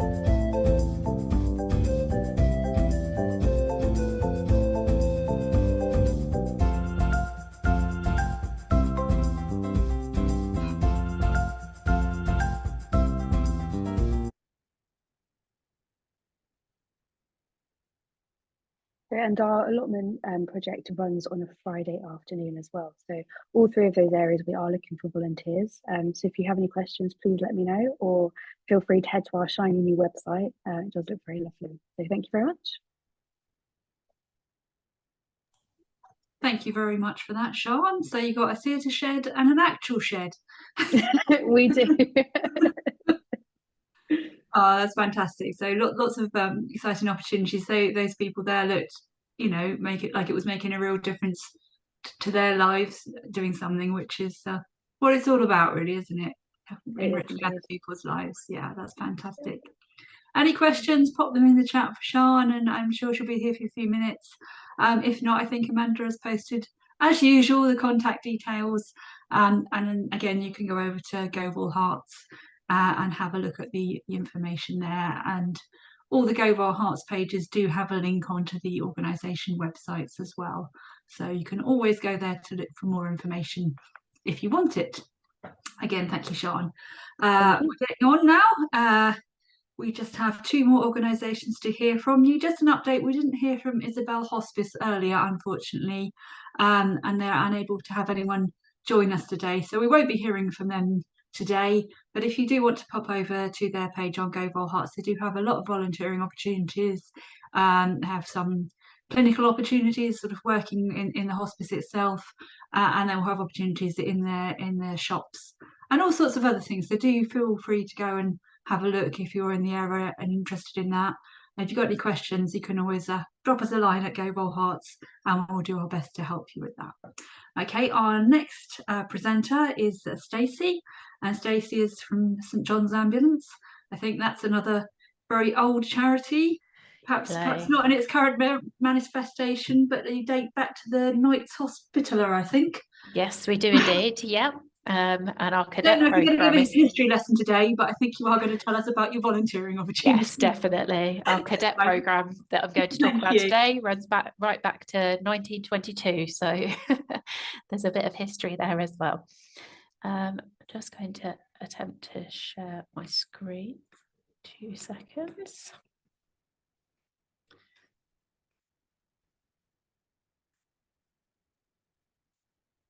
There we go. Hopefully you can all see that.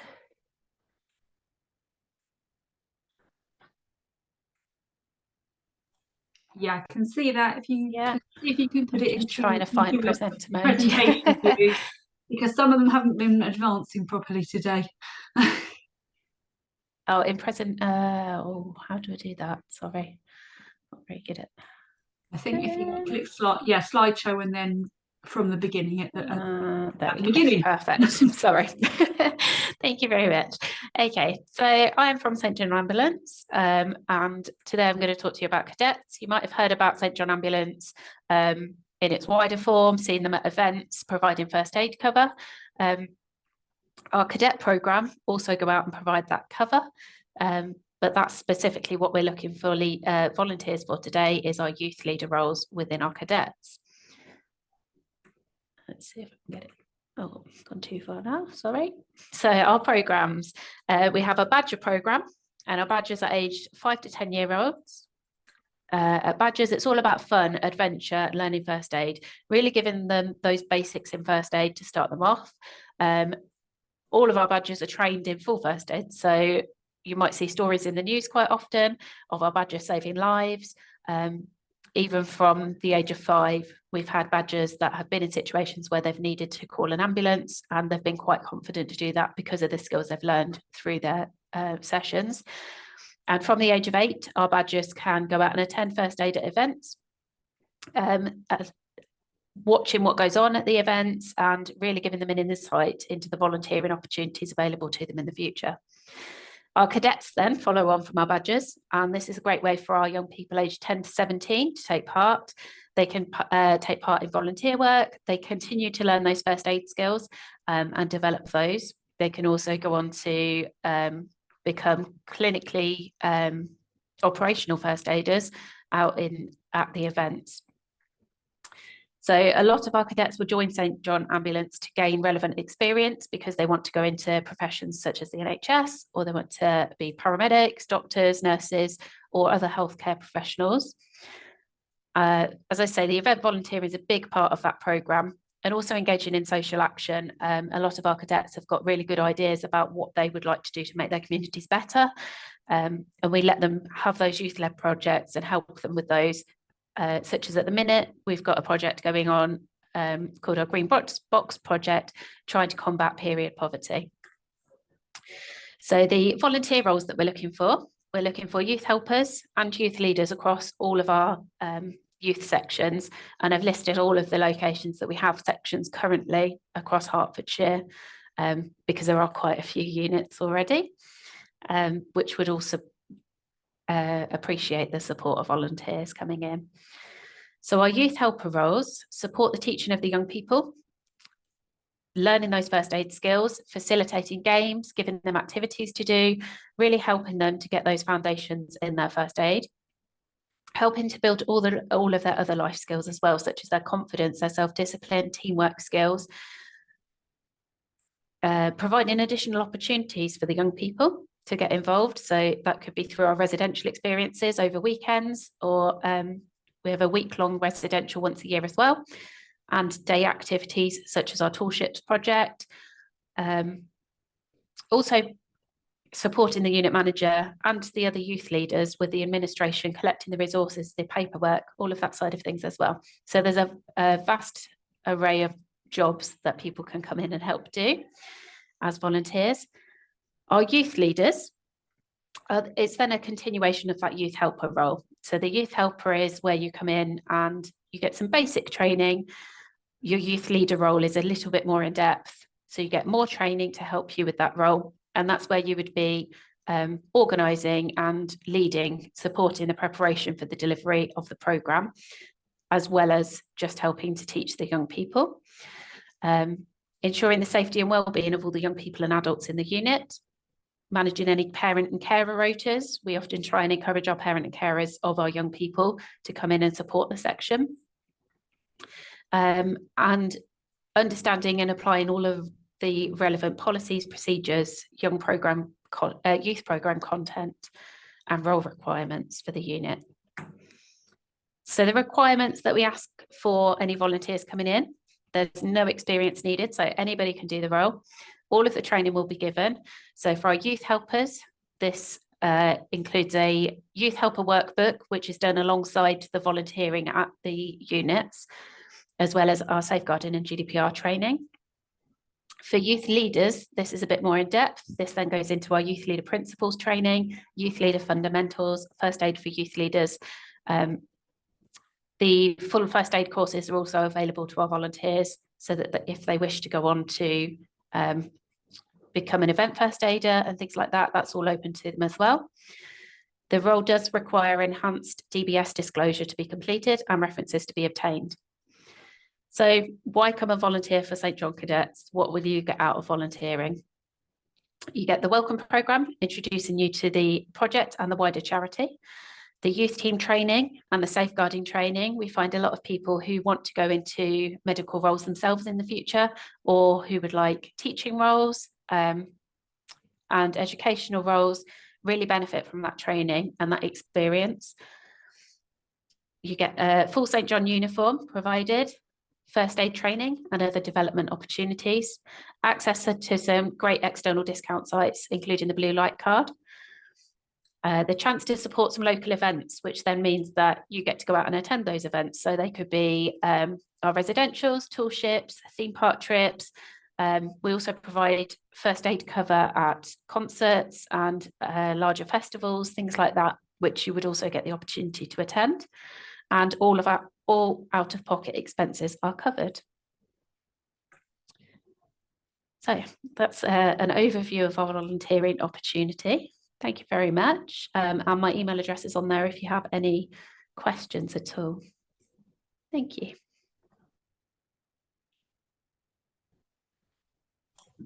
That's great. Thank you ever so much, Stacey. I think Amanda has also posted some links in the chat if anyone wanted to access them. I'm sure we've all seen your cadets and members out and about at events at different times. Perhaps it doesn't strike you very much until you need someone sometimes, doesn't it? I think having those first aid skills, for young people, it builds their confidence, even if they decide they don't want to go into a medical profession. It's quite a thing, I think, to realise that you could save someone's life with those skills, even if it never happens.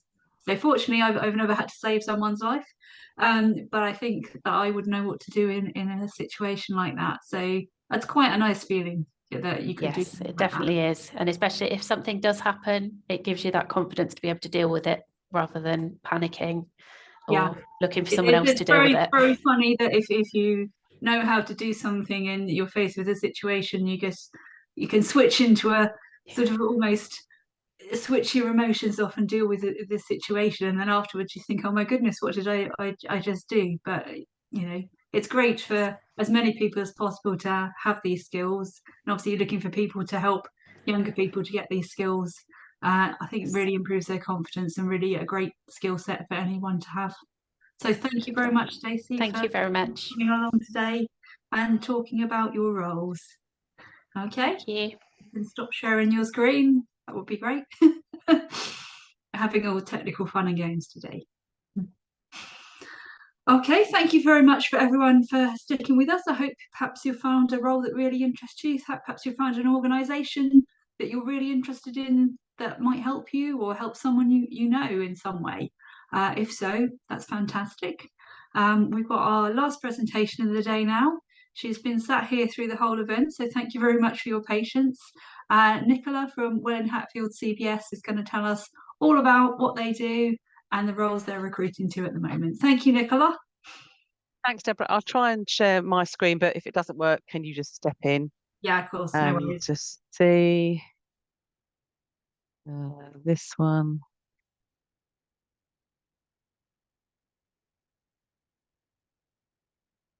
Slideshow from beginning. Can you see that?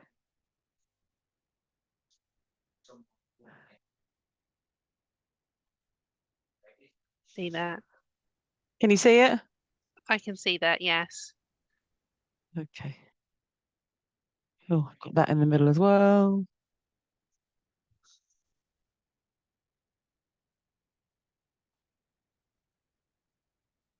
Okay. Can everybody see? Yes, we can see it. Your lovely smiling faces. Okay, so that's the whole team there. Welcome, everybody. Thank you, Deborah. It's been great so far.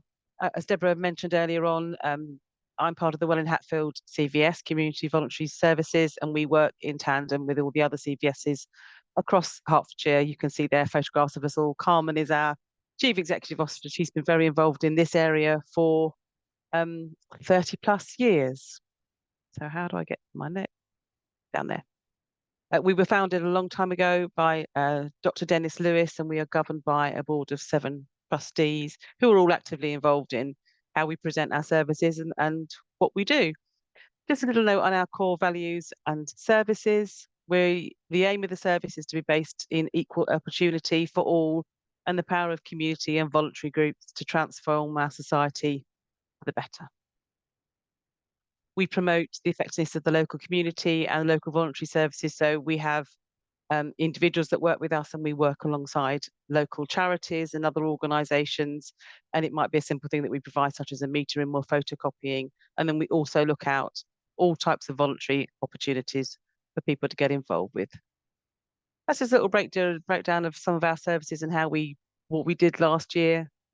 Funding advice is always a big thing for us. Information for startups, equipment hire, loans out of laptops, kind of thing. We work in partnership, as we've already said, with the other CVSs, and we work in partnership with Hertfordshire Community Foundation. They deliver some training on our behalf, and Communities First, who do training for volunteer managers for different organisations. We develop the community development, and over the years, we've pioneered some of the essential services that have worked in Welwyn Hatfield, working alongside organisations such as Potential Kids, the Alzheimer's Society, Victim Support, and we are currently also supporting Ukrainian guests and their families, looking out for accommodation and things like that for them. This is some of the things that we definitely get involved in. Volunteer Centre, I manage that. So it's a matchmaking service where volunteers would come to us.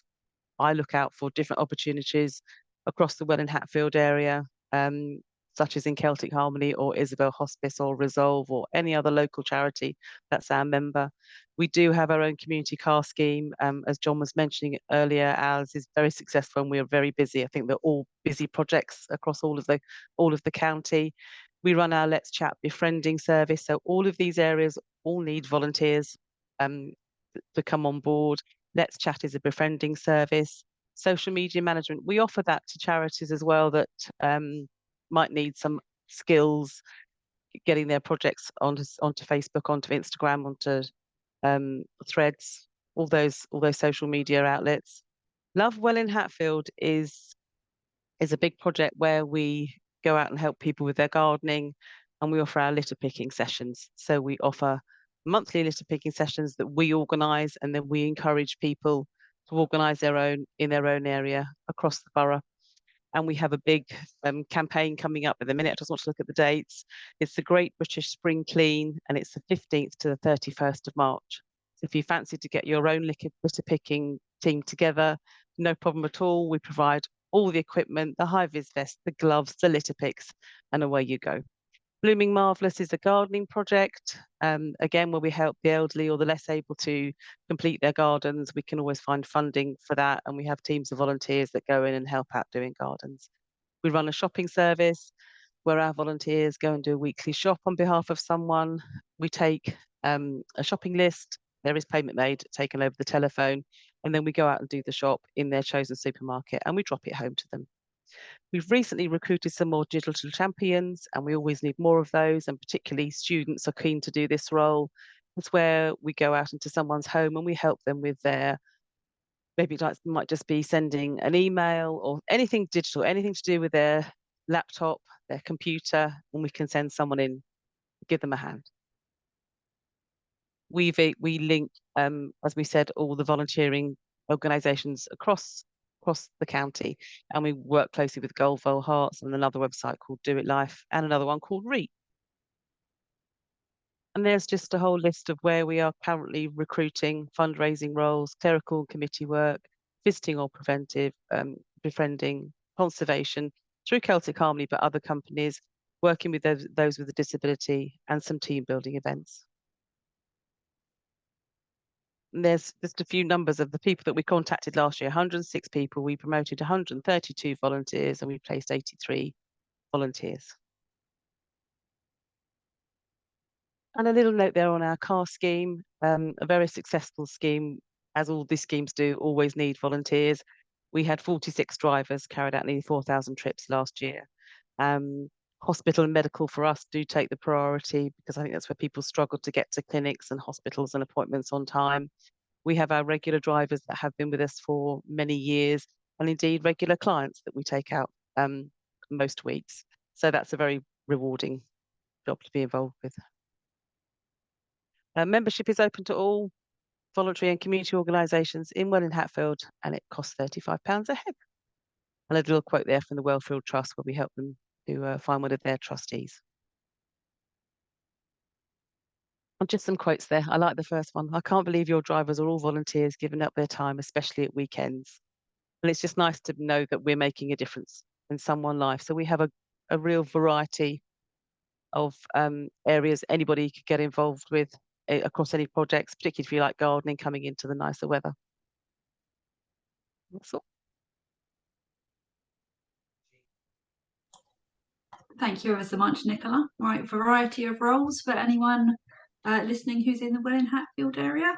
And we do have similar projects at CVS's across the county. They're not all exactly the same, but so if something like that you're interested in, but you live, oh, I'm not living in Welwyn Hatfield, I'm living a long way away, do still try and get in touch, and we'll try and point you in the direction of a role that might suit you.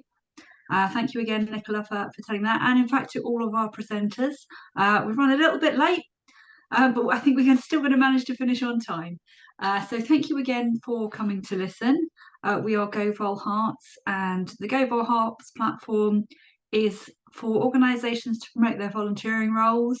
Obviously, the smaller grassroots charities don't have the reach that some larger national charities do.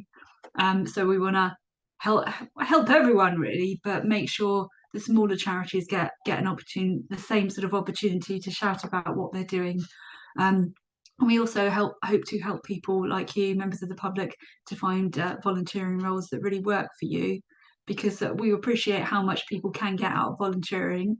I hope you've sort of got that feeling from the presentations today, and also the impact that you can make on other people's lives.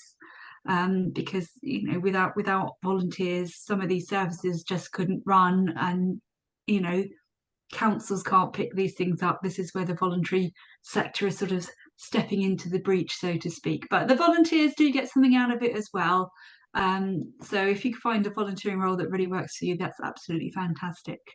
I said near the beginning that we will be sending round a feedback form. There'll be one for our organisations and one for members of the public, just to ask, did you find a volunteering role, or did you find a volunteer Is there anything else you would like from Caudwell Hearts that we might be able to do? Only a few questions, just take a couple of minutes, and we'd really, really appreciate if you could find the time just to give us a little bit of feedback.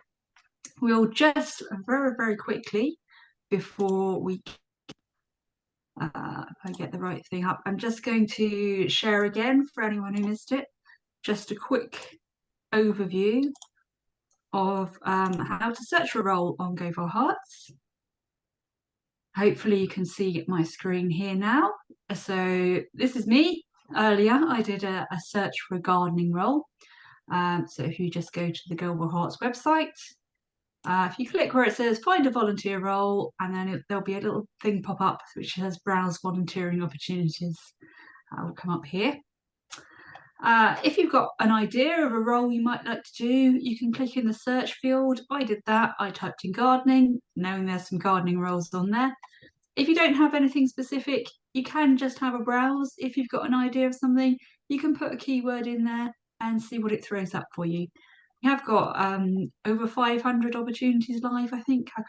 I didn't look up how many exactly, but it's something like that. And you can, obviously, you might be limited in where you want to travel. 25 miles is the default, but that's quite a long way. So if you just click in there, overtype that, I changed that to 15 miles just to make a little bit closer to home. Kind of opportunities you're interested in, another field you can use. If you don't understand what some of these things mean, click on I'm not sure, and it will tell you what all of these mean. So one-off things, short-term, long-term roles. You don't have to use any of these filters, but they're all there to try and perhaps narrow things down. This is the filter by cause. If you think, oh, I'm interested in sports or animals or anything like that, you can click in the things there. You can also search by activity if you want to do. I want to do something practical. I'd like to get some office work. If a younger person perhaps looking for some admin experience, something to put on their CV, they might go in there. Anyway, I searched for gardening roles, and this is one of the roles it found for me. So this is Hitchin Youth Allotment. So I say, yeah, I quite fancy that role. So I clicked in, and there'll be a big pink button saying join. So if you think, yeah, I think I'd quite like to do that, doesn't commit you to anything, that's absolutely fine. You can just click on the join button, and it will bring up a little box. So it'll ask you to tell the organizer of the opportunity something about yourself and why you're interested. You don't have to write a lot, just a few words perhaps, and then they can get back in contact with you, and you can go from there, have a little chat, go and visit, see if it works for you. A lot of organisations, especially the large ones, can be a bit more flexible about the volunteering opportunities. They might be showing something, but it might be if you've got some particular skills or there's something you particularly like to do, it's always worth asking, because, you know, extra pairs of hands are always welcome, and they might not have, you know, if you've got a skill at something they might not even have thought of. So don't ever be afraid to ask the question, I think. There is also, this is the join button, there's also ask the organiser of the opportunity a question. There's also the opportunity to do that. If you do have any other questions, there is a frequently asked questions section on the Caudwell Hearts website. Hopefully you find it easy to navigate.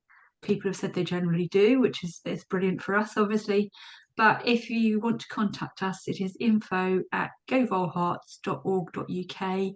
We're always happy to try and answer questions. If you've got specific questions that you can't find the answer to, we'll always do our best to help. So I'll just stop sharing that.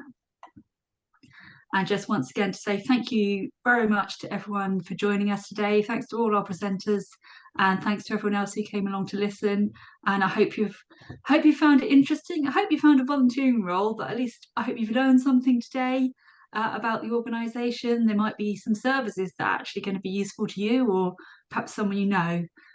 So I really hope that everyone has taken something away from the event today. Thank you very much for joining us. We do have another volunteer fair coming up in April, and we'll be sending sign-up sheets and information will be going out about that quite soon. So keep an eye out for that. And once again, hope everyone has a great afternoon, and thanks very much for joining us here today. Bye-bye, everyone. Thank you.